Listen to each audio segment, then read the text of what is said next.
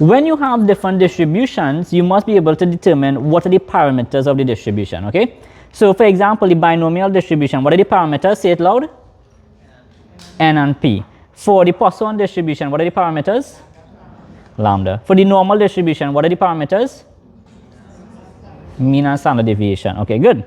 Now, there are some terms that are very, very close to each other, but mean different things.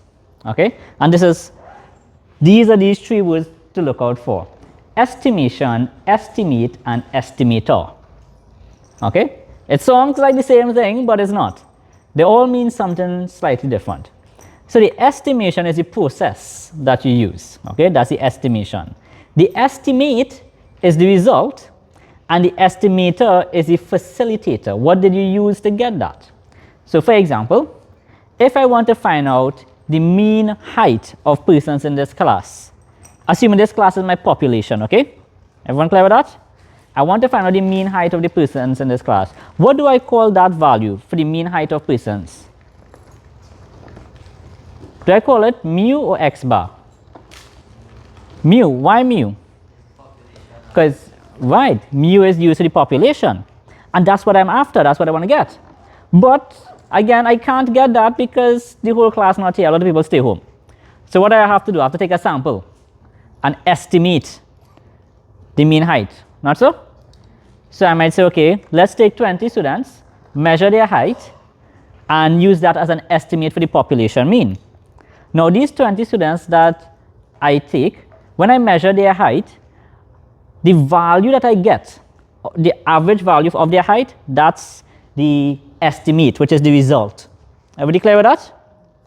So then if that's the estimate, which is the value, then what is the estimator? What allowed me to get that value? Huh? The students? The students is the estimator? No. The sampling process is the estimation, right? That's part of the estimation, but what is the facilitator of that value? What is that value equal to? Is that value equal to the population mean? No, it's an estimate of the population mean, not so? So what is that value equal to? What is the value? Is it not the mean of the sample? Because I took a sample of 20 persons and measured their height. So is it not the sample mean? Everyone sees that, right? Yes or no? Yeah, it's the sample mean. So the estimator in that example would be your sample mean. Is the result you get, whether it's 5 feet 3, 5 feet 5, whatever it is, that's the estimate. And the estimation is the process I would have used to get that value. You all can read this on your own, right? I won't spend too much time on the theory. I expect you all to read the theory on your own, go through the slides, learn the definition for estimation. Okay. This is the estimation process. So you will identify your unknown population parameter. Most of the times it's either the standard deviation or the mean. You decide on the size of the random sample. Remember, you have to take a random sample and use that as your estimator. Right? So you decide on the size of your random sample. You select the random sample of size n. You choose an appropriate sample statistic, so an appropriate estimator. If you want the population mean, the best estimator to use is the sample mean, right? Because it's unbiased. If you want the population standard deviation, the best estimator to use is the sample standard deviation. Everyone clear? So you want to choose the most appropriate estimator. Then you would substitute the sample data into the sample statistic to calculate the value, and you would calculate the estimate and you would interpret it. So there are two types of estimates. You can have a single value, example 20, or you can have an interval of value. So for example, it's between 18 to 22. So these are the main two types of estimates. So a single value estimate of an unknown population parameter derived through estimation is called a point estimate. So make sure you know the definition for a point estimate. And on the other hand, estimate comprising of interval values derived through estimation is called an interval estimate for an unknown population parameter. So this is a good summary of the different sample statistics and its population parameters. So for example, the sample mean is an estimator for the population mean. The sample median is an estimator for the population mean. The sample mode is an estimator for the population mean. The sample standard deviation is an estimator for the population standard deviation. Notice something here as well. The symbol we use is different. For the sample, we are using S, but for the population, we are using sigma. So don't mix it up. Make sure if you're using sigma, you're talking about the population. If you're using S, you're talking about the sample. If you're using X bar, you're talking about the sample mean. If you're using mu, you're talking about the population. Everyone clear? And the sample proportion, so we use P with a hat. The hat stands for estimate, right? Sample proportion and then the population proportion is just P. A random sample of 5 faculty members were selected. Their teaching experience in years were as follows: 7, 8, 14, 7, and 20. Identify a suitable point estimator for the mean teaching experience of the entire faculty. So here I have a sample, and I want to use this sample as, well, to get an estimate for the population, which is the entire faculty, okay? Calculate what is my estimate. Tell me as well what is my estimator. Here, tell me the estimate and the estimator. Yeah, 11.2? Okay. Now, the example goes on, identify suitable point estimators for the standard deviation of teaching experience of the entire faculty. What's a suitable point estimator?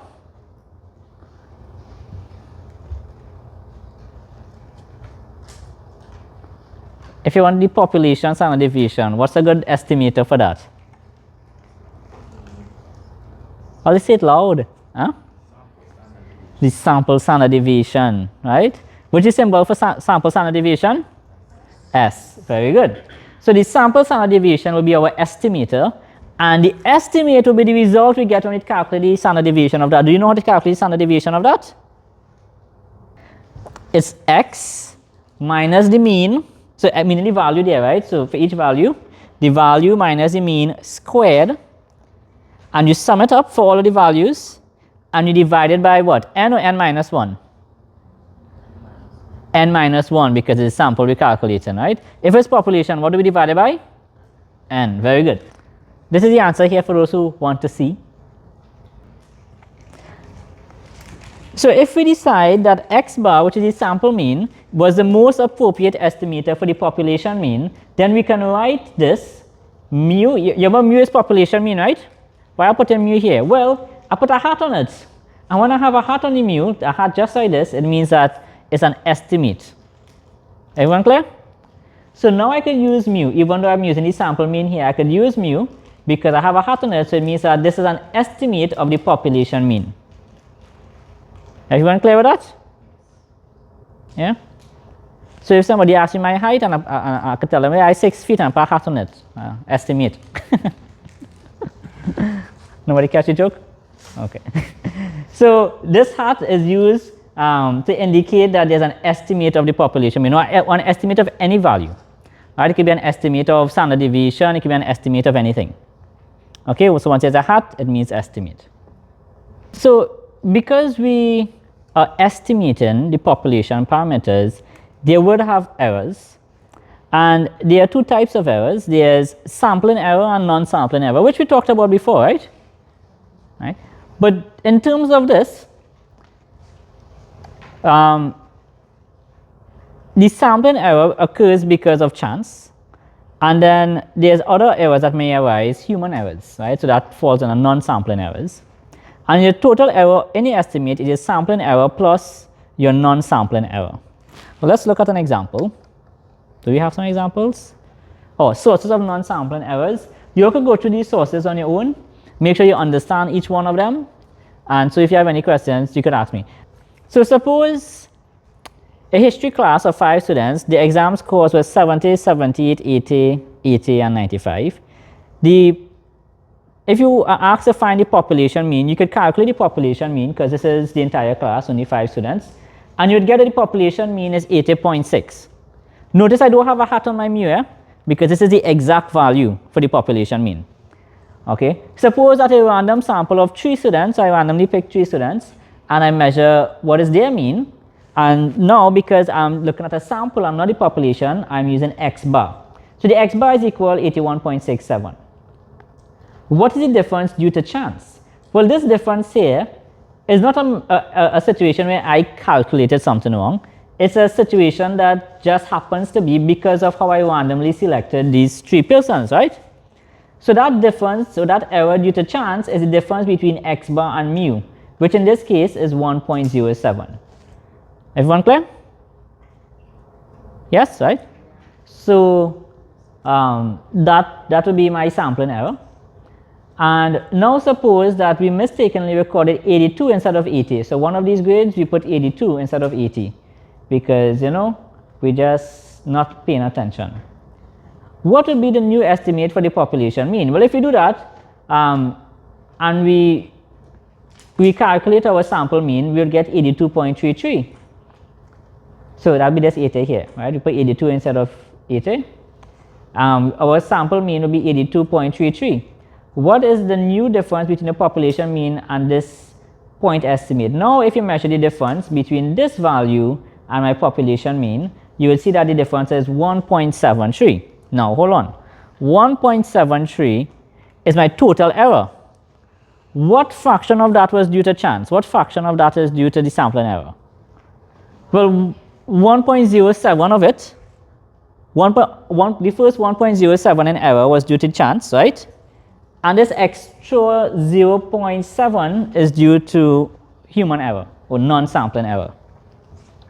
Everyone sees that? Okay, so the sampling error is 1.07, the non-sampling error is 0.66.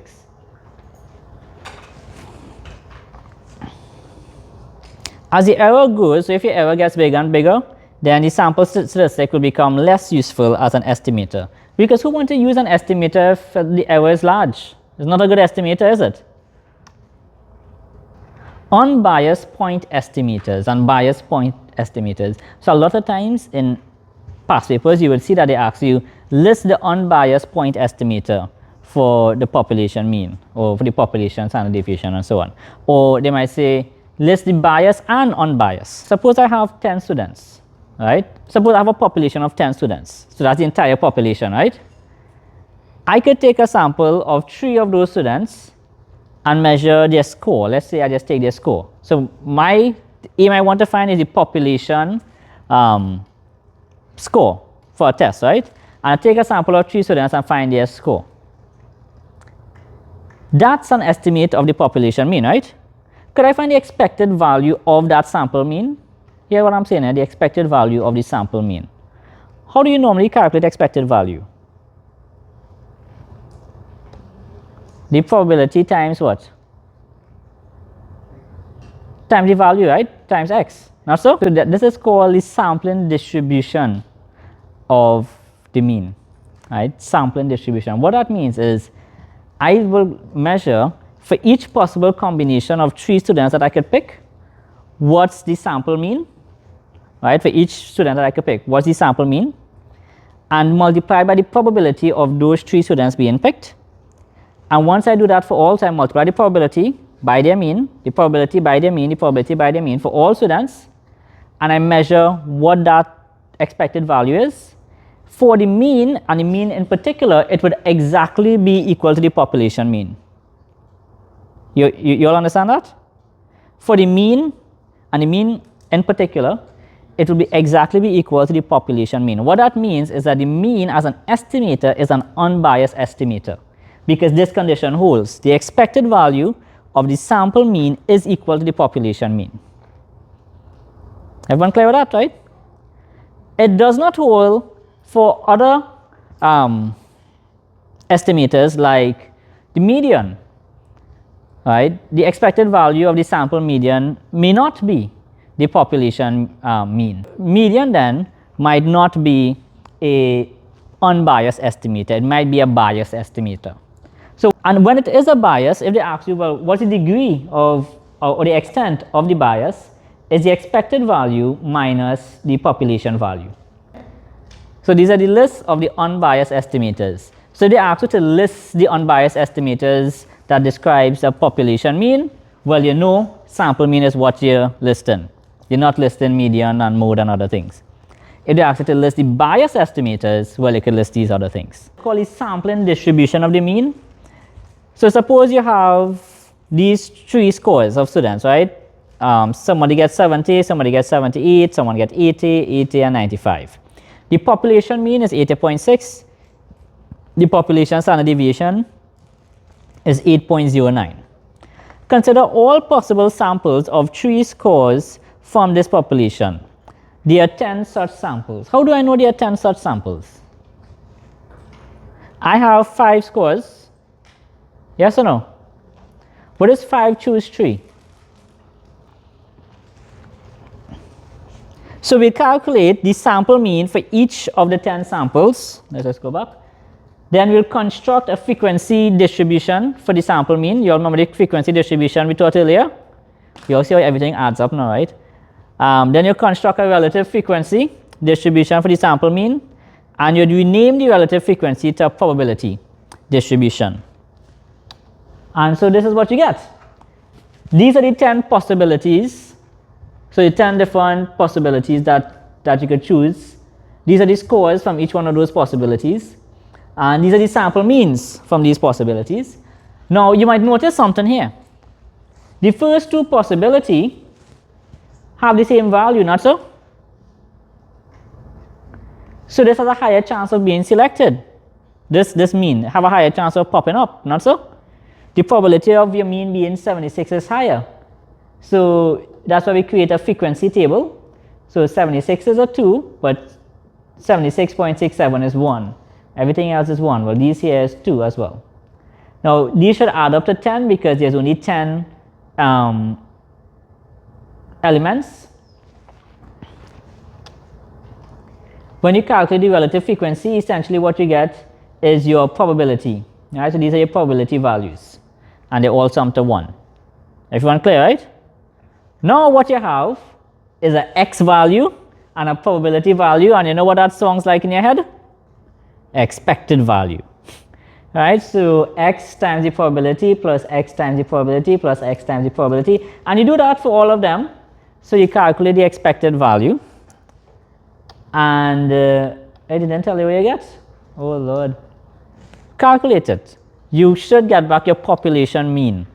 And if you get back exactly the population mean, it means that the mean, the sample mean, is an unbiased estimator. Able to state what conditions make something an unbiased estimator. So let me just go back quickly. You see that first 2 lines there? You need to learn those, right? Those are the conditions for an unbiased estimator. Okay.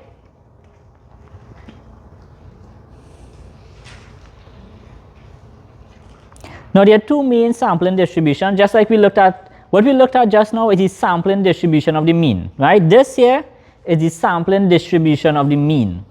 You could similarly find something called the sampling distribution of proportions, right? So sampling distribution of proportions, and you would create it in a very similar fashion. The sampling distribution of proportions, the random variable is the sample proportion, whereas in the sampling distribution of the mean, the random variable is the sample mean.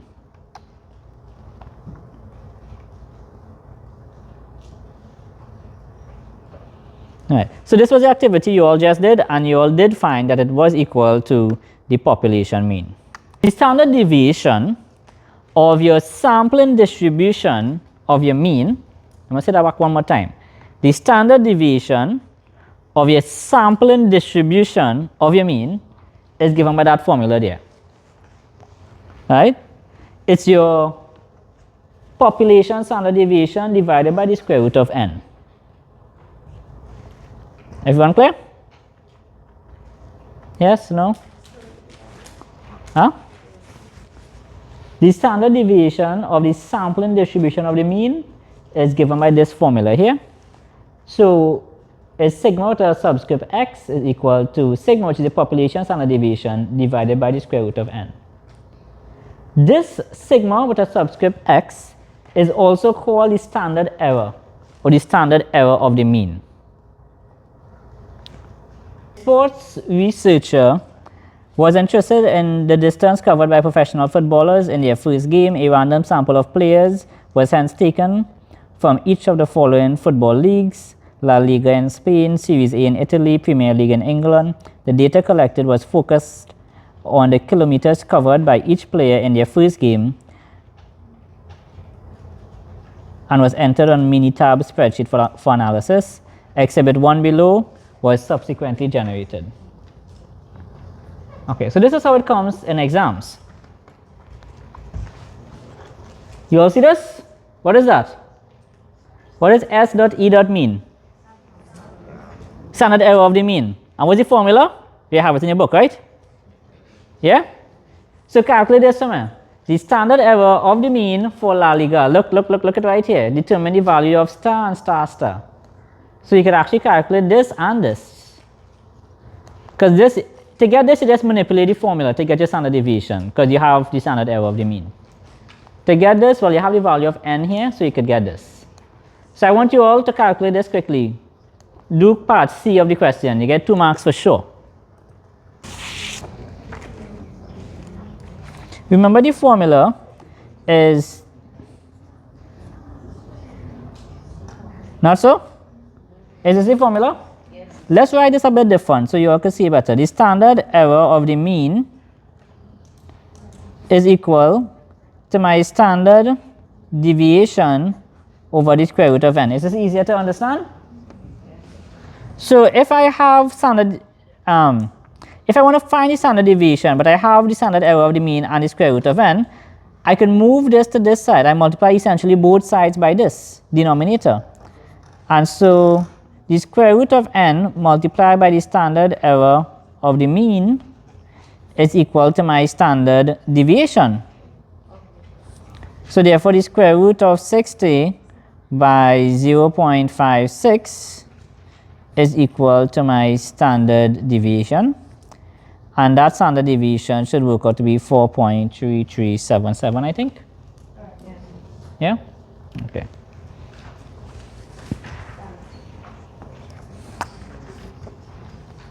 Everybody good, right? Now let's look back at this.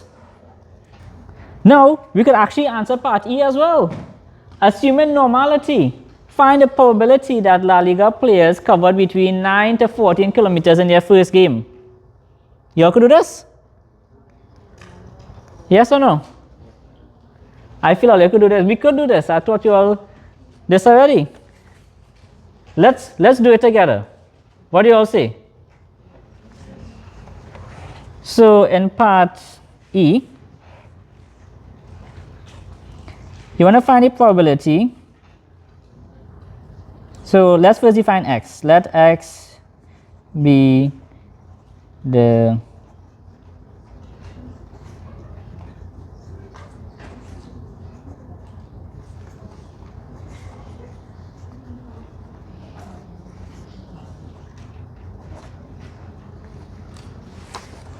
let x be the distance covered, oh my lord, in km by La Liga players. Okay? So, and they say to assume normality. So x follows which distribution? Normal. What are the parameters of a normal distribution?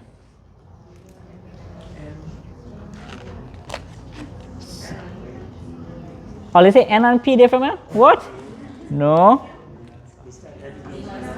Mean and standard deviation. Okay. So if you're looking at La Liga players, what is the mean and standard deviation?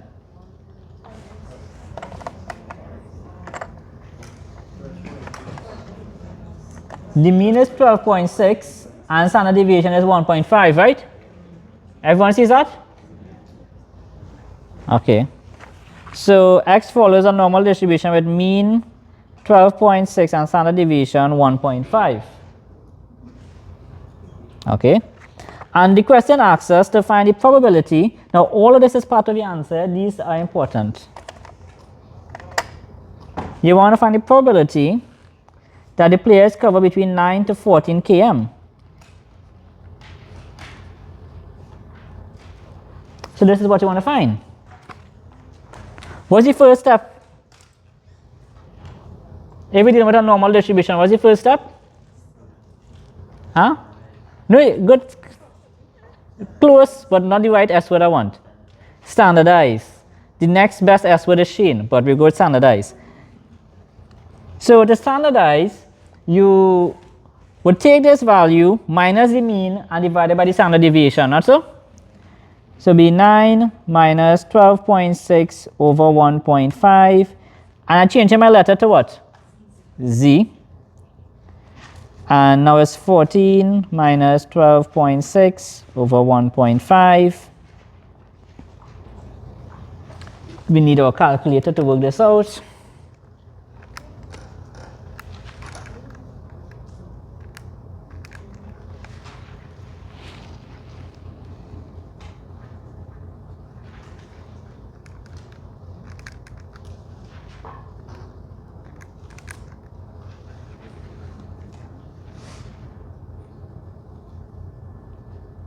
Well, I'll only go to 2 decimal places because my Z table only goes to 2 decimal places.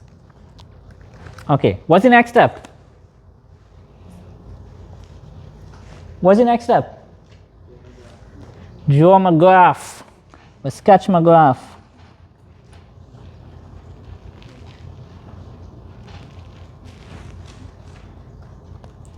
What's the mean of this graph?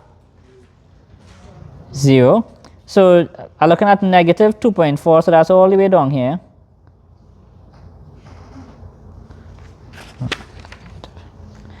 Yes, now, let me just double check that.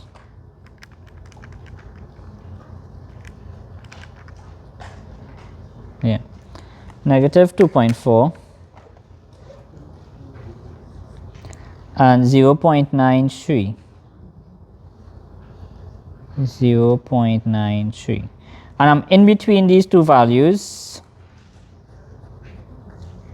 When it crosses the mean bar or the median, what I tell you is the best method to do. You minus these two endpoints, right? Well, this endpoint is P of Z more than 0.93. And this endpoint here, which we have to subtract again, it can be calculated as P of Z more than 2.4. Although it is the same as less than negative 2.4, yeah? So because it's from this below, it is the exact same if I were to move it to the right hand side from this and above. So I'm just using P of Z more than 2.4. Everyone clear with that? Okay. So it's 1 minus, I'm minusing these two endpoints. So I'm minusing P of Z more than 0.93 plus P of Z more than 2.4. Notice I have them in big brackets because together I am subtracting it from 1. These are what I don't want. Everyone clear with that, right? I'm adding up what I don't want to subtract it from 1. Now I need to use my Z tables.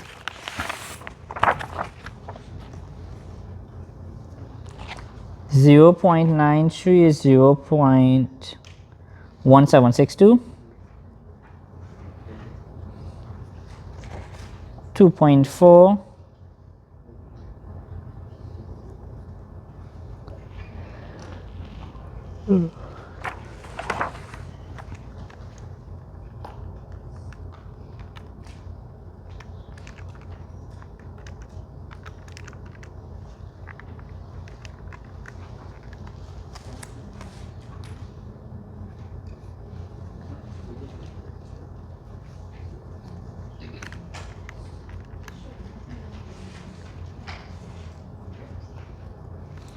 So 0.8156 is your answer, or 81.56%. All right. So if the population from which samples are drawn is normally distributed with mean, mu, and standard deviation sigma, then the sampling distribution of the mean will also be normally distributed with mean, mu, and standard deviation. Well, the standard deviation is the standard error, right? Irrespective of the sample size, does the above result hold true if the population were not normally distributed? No, it has to be normally distributed, right? It would only hold true if the population is not normally distributed if n is large. So if n is large, we assume that because n is large, the central limit theorem kicks in, and I'll explain what the central limit theorem is, but we'll assume that kicks in and it will be normally distributed for large numbers. So the central limit theorem states that if a sample size is large, the sampling distribution of the mean will be approximately normally distributed with mean mu and standard deviation, which is the standard error, irrespective of the distribution of the population. So whatever your population distribution is, irrespective of that distribution, the sampling distribution of the mean will be normally distributed or approximately normally distributed if n is large. Right? And by large, they mean more than or equal to 30, but other cases, the bigger n is, the more accurate it will be.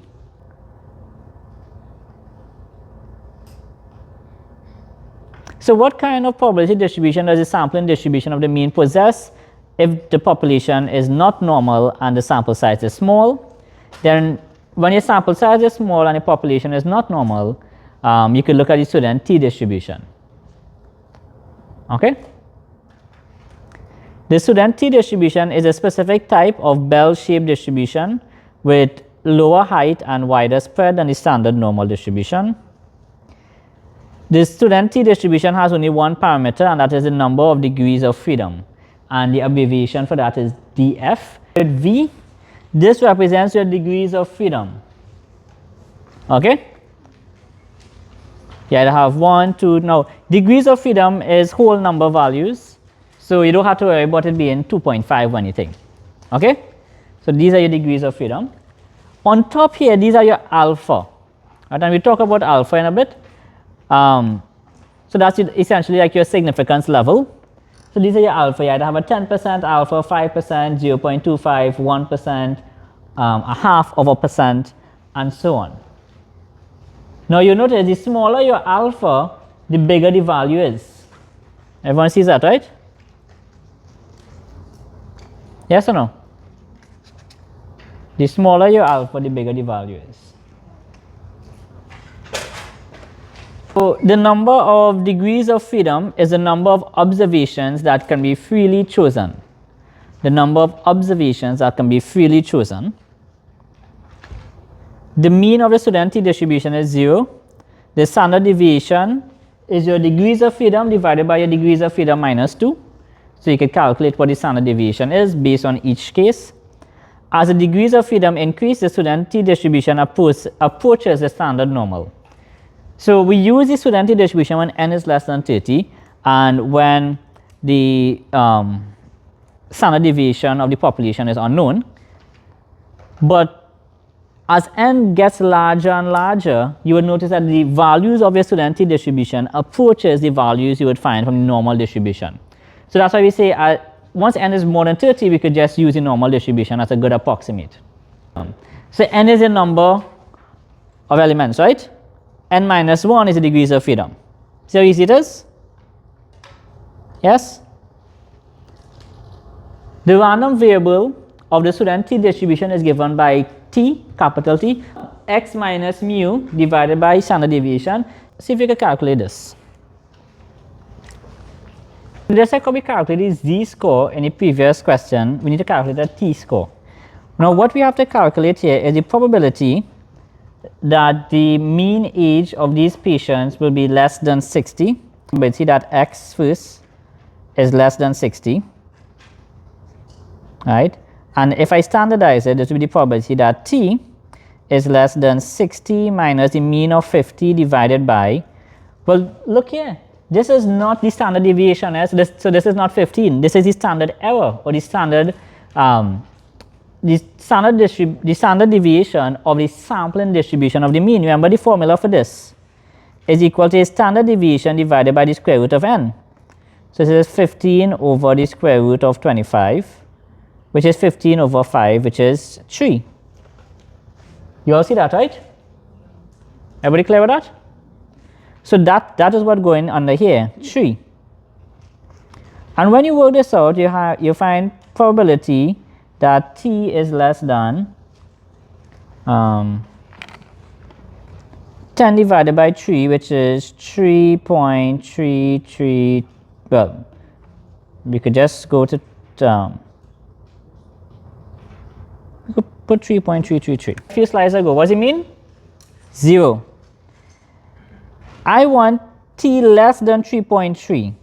3.3 will definitely fall to the right of that, not so? So this is the area I'm interested in. Do you all agree with that? So I could just subtract this area that I don't want, and this area here is really p of t more than 3.333. If I subtract this from 1, I get what I want. So this is 1 minus p of t greater than 3.333. But here's the problem. Here how this student t distribution table works. What's my degree of freedom? What's my degree of freedom? My degrees of freedom is n minus 1, right? So what's the degrees of freedom? 40. How much? 50 is your mean, it's not your n. How much elements I have in my sample? 60. I have 25 in my sample. So what is my degrees of freedom? 24. Very good. So I'm looking for 24 here. My degrees of freedom is 24, which is n minus 1. I have 25 elements in my sample. Minus 1 from it, I get 24. So my degrees of freedom is 24. I look for 24 here, I got it. Everyone sees that, right? And I move to the right, looking for my 3.333. And I stop because I realize this value is more than 3.333. Right? This value is less. So my probability that I'm interested in is somewhere between this value and this value. Do you all agree with that? Yes or no? The 3.333 t-score that I have is somewhere between these two values, yes? And this value here represents a probability of 0.001. This value represents a probability of 0.005. This table does not allow me to get the in-between. So I must conclude that my probability is somewhere between 0.001 and 0.005. I get the probabilities from the top here, right? So because my 3.333 falls somewhere between these two numbers, where my degrees of freedom is 24, it falls somewhere between these two numbers, I must assume that my probability also falls between 0.001 and 0.005. So the probability that x less than 60, x is whatever I had defined x to be, is less than 0.005 but more than 0.001. So somewhere in between that range. The probability distribution of sample proportion is called the sampling distribution of proportions. The random variable of the sampling distribution of proportions is p with the hat on it. The mean of the sample distribution of proportions is the population proportion p. The standard deviation of the sampling distribution of proportions is given by the square root of p times q over n. Now q is 1 minus p, right? So once you figure out what p is, you could get q, just like we did in binomial. If the sample size is sufficiently large, the sampling distribution of proportions will be approximately normally distributed with a mean of p and a standard deviation, which is the square root of p times q divided by n. Okay? N is within your square root bracket, so it's not separate. That's why we use brackets just to specify. You multiply p times q divided by n, then you take the square root. And when we say sufficiently large, we mean that n times p must be more than 5 and n times q must be more than 5. Once this condition is met, then we could assume normality. We can construct an interval of values around the point estimate and make a probabilistic statement that the interval contains the value of the corresponding population parameter. This is what you have to focus on.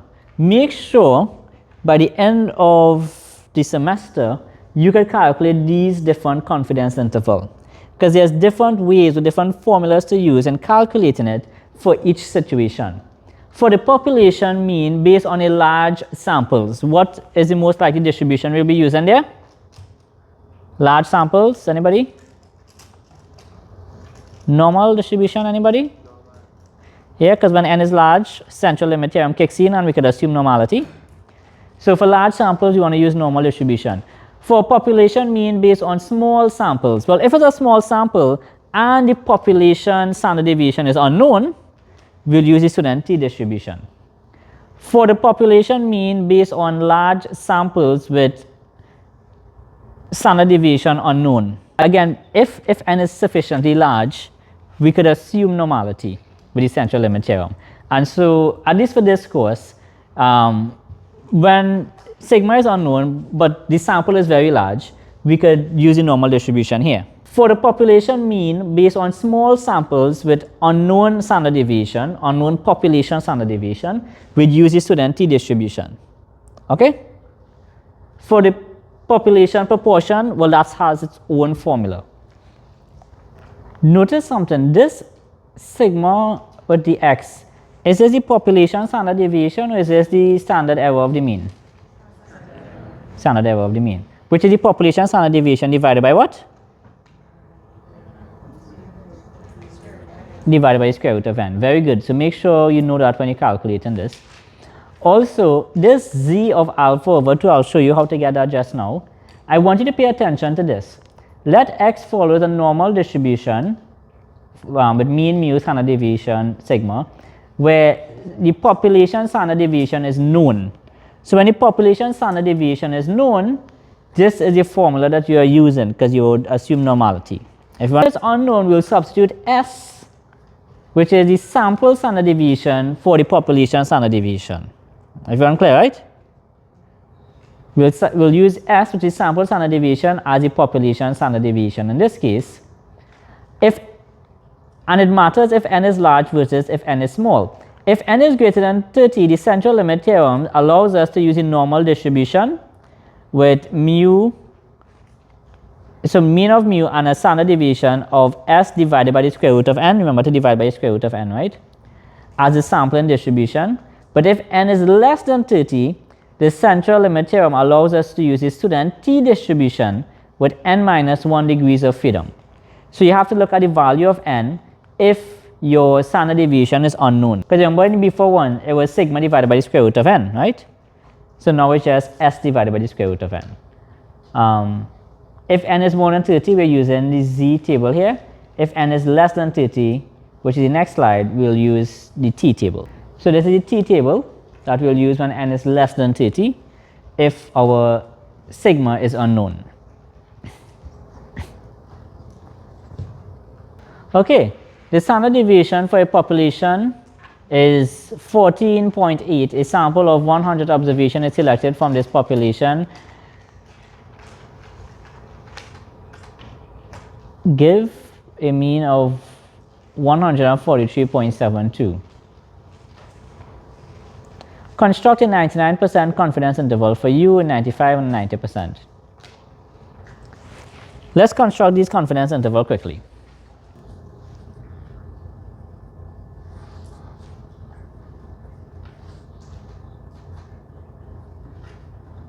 So let's plug it in. X bar we'll put as 143.72 minus, we'll talk about this z just now. And what is this value here? What is it? The standard error, not so? And the standard error is your standard deviation, which is 14.8 divided by the square root of n, and n in this case is 100.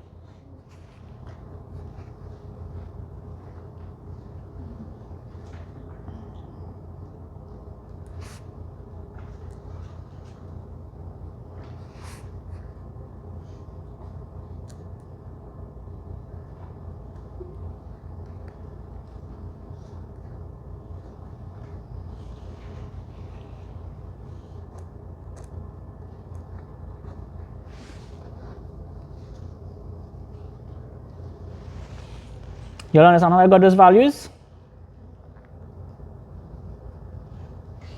Yes or no? Yes? Okay. One value we don't have yet is this. So let's talk about that. Z of alpha over 2.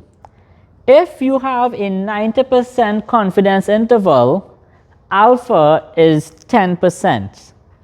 Right, you see how in the formula they had 1 minus alpha percent confidence interval? You all remember that in the confidence interval formula? They had 1 minus alpha percent.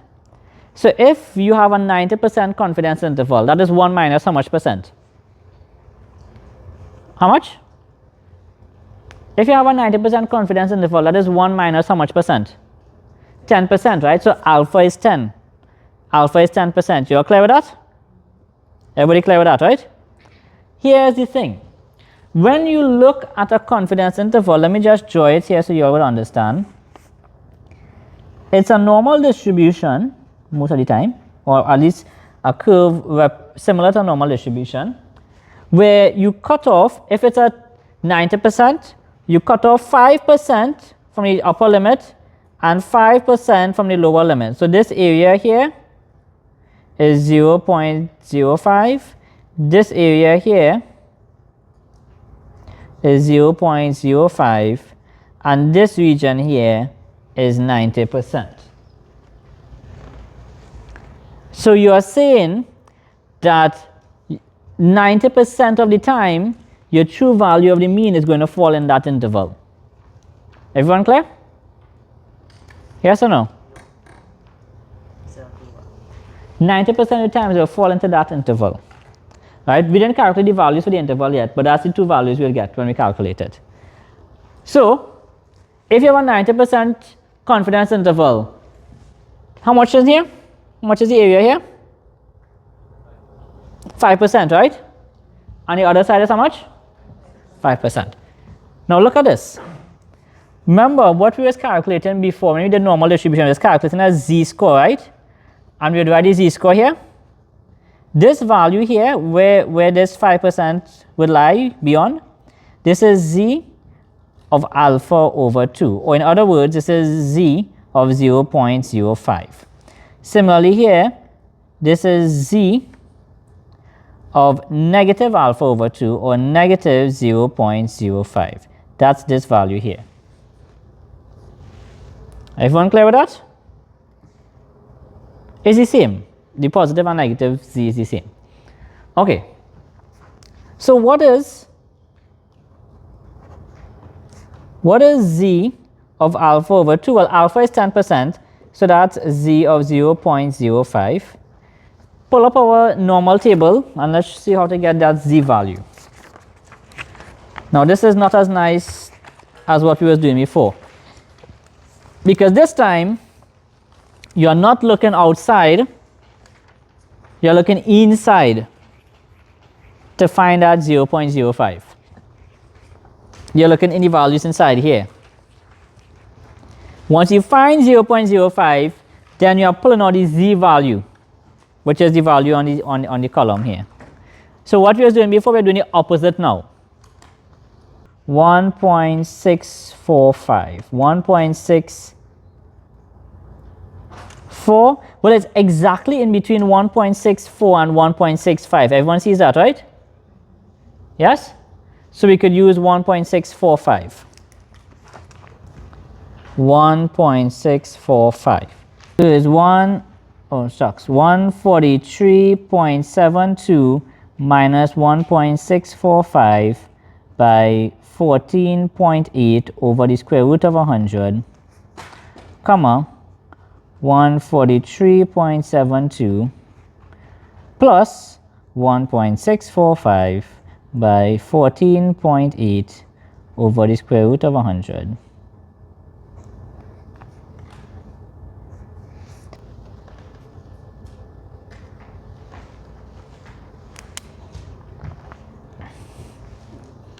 I want you all on your own to calculate the 95% confidence interval in the same question. Everything will remain the same.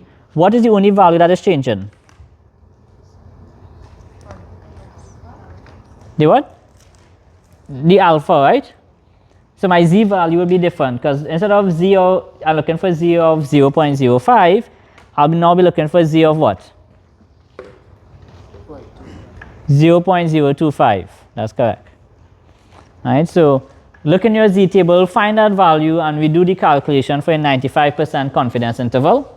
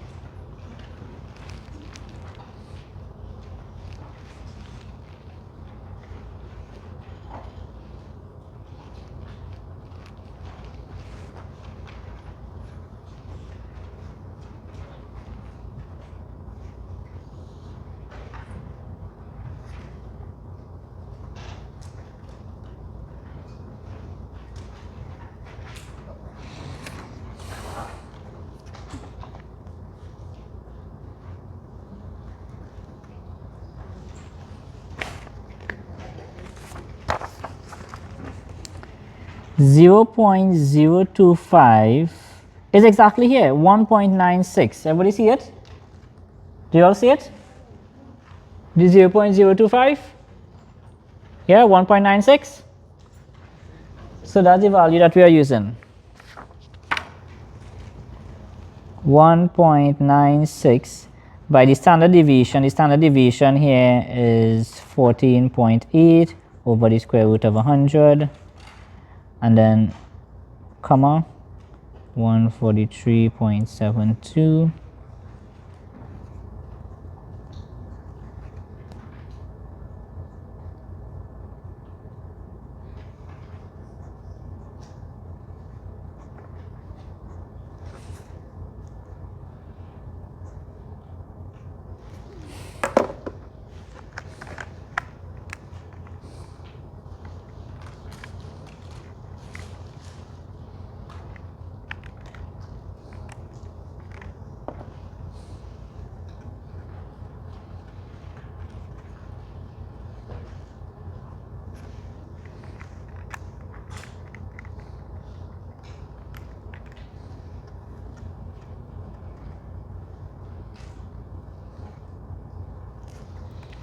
Right, so we are finished with that 95% confidence interval. So you don't need to draw the graph for confidence interval. Right? I just drew the graph in the first instance to explain to you what we are doing, but the graph is not necessary in the answer. The working is necessary, the values are necessary, and the formula is necessary. Okay? Everybody good with this? Yeah?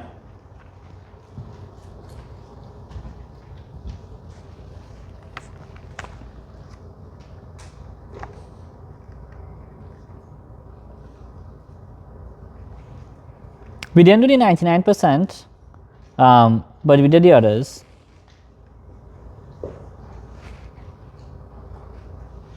And these are the, oh. Everybody finished, right? Like a spreadsheet slides? Yeah? So, as your interval, your confidence interval gets larger, so you move from 90 to 99%, notice the band get wider. You all see that? So as the interval gets larger, you move from 90% confidence interval to 99% confidence interval, your band gets wider.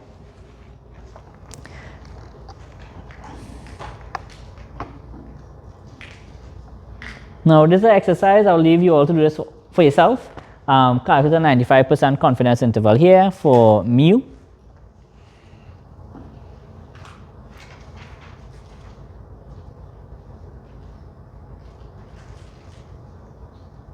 You could do this on your own as well, right?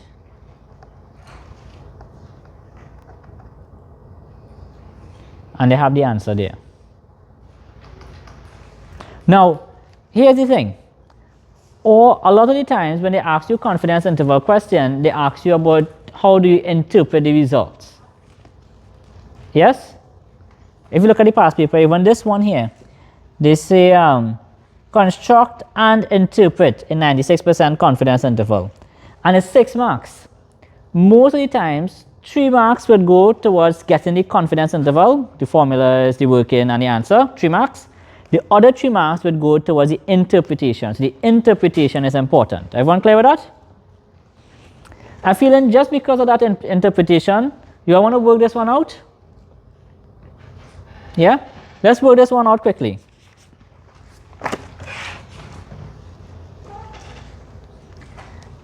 A sample of households in Grenada yielded an average monthly income of 3,000 with standard deviation for 450. Construct a 80% confidence interval of the monthly average income of all households in Grenada if the underlying population is normally distributed. Once it's normally distributed, we know we could use normal distribution, right? So, and look, it's between these two values here, 1.28 and 1.29. But here's the thing. In this, oh, you all can't see. Oh, they have me talking to myself.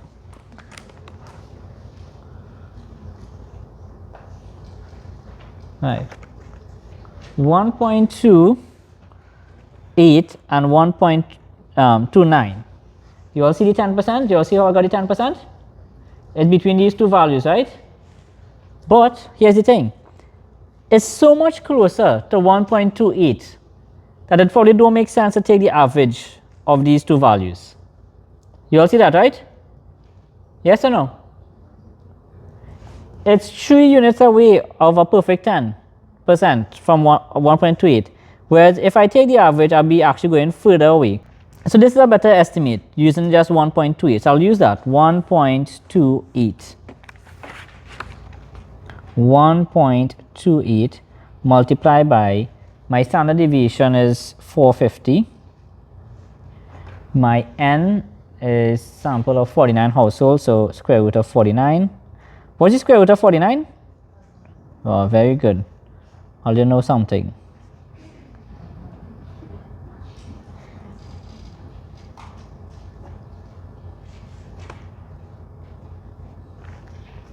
And now it's just a matter of typing it back into a calculator.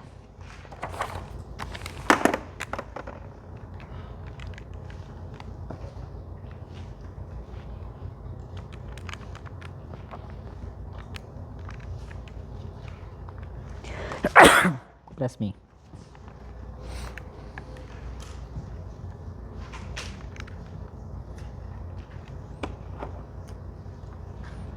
$2,917.71.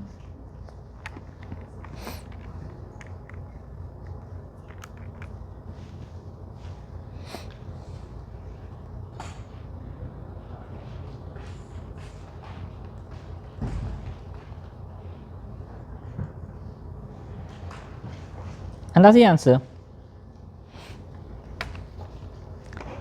Now, we could say 80% confidence interval 4. Right? I put it hard over you because it's an estimate of the population mean, right? Of the mu.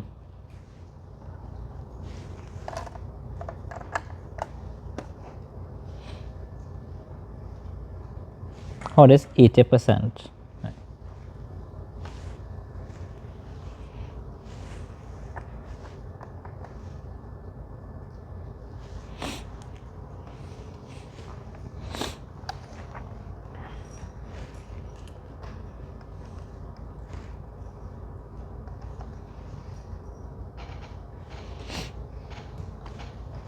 Okay, now the most important question will come now. How do you interpret this? Because remember, half of the marks is not just calculating the value, but when you get the value, how do you interpret it, okay? And this is where you need to learn this statement by heart, by heart, by heart, by heart. If you learn the statement once, you just apply it to different situations. So, if the experiment of drawing a random sample of 49 households is repeated a very large number of times, 80% of the time that we obtain a sample mean of $3,000, the true value of the population mean monthly income of Grenada will be between, and you put your lower bound and upper bound. You see that part in red? That is what you're changing to match your situation. You see the part in black? It's staying as is in your interpretation. Don't change it. If you change it, you might change the meaning. You try not to change the meaning in the interpretation. A very specific interpretation, right? Everyone clear? You all can memorize this? Well, you better try, because any deviation might result in Negative 0. it might not be favorable. Okay, so try to memorize it. Remember, the parts in black staying as is, the parts in red you are changing to match your answers or to match your specific question that you're working out. Okay, you'll have this formula, right? You'll have this somewhere, written down somewhere. No? Oh, take down this formula. This is how we deal with proportions, the confidence interval with population proportions.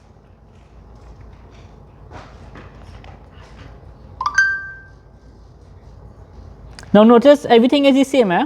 The only thing that we are changing is, instead of the standard error that we had here, instead of the standard deviation on top, we have peak times q.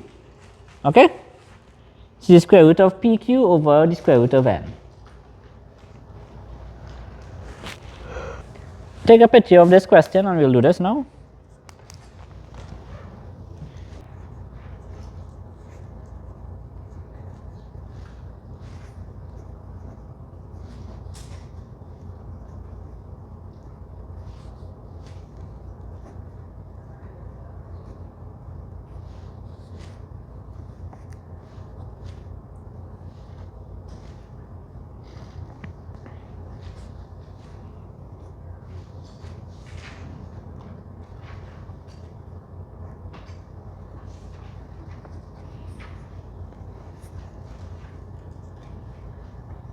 I'll make it big because I want you all to see all the values. So my original proportion is 30%, so 0.3 minus z of alpha over 2. Alpha in this case is what? If I want to find a 91% confidence interval, what is alpha? Right, alpha is 10, but alpha over 2 is 0.05, right? 5%. Did we not calculate the alpha of 5% previously? So I don't need to go back and calculate it, right? What was it? 1.645, right? Yeah. So I could just plug that back in. 1.645, because we already calculated that before. And now this is where it gets a bit tricky. P is 0.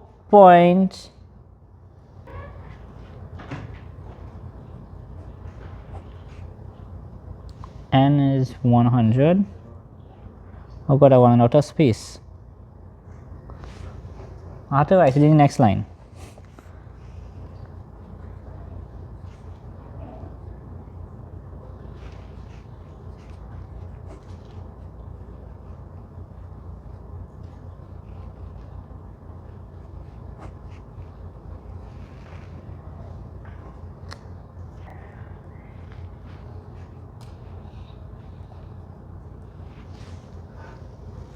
That's the values you'll get when you plug it into your calculator.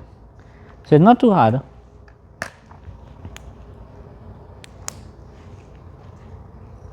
The interpretation is slightly different in this case because we're talking about proportions, but make sure you memorize the interpretation. The red parts are the only parts you need to change. Everything else you could keep as is in your answer. We will leave this for you all to do on your own, this mini tab example here. And it have the answers right after, right? And we end today.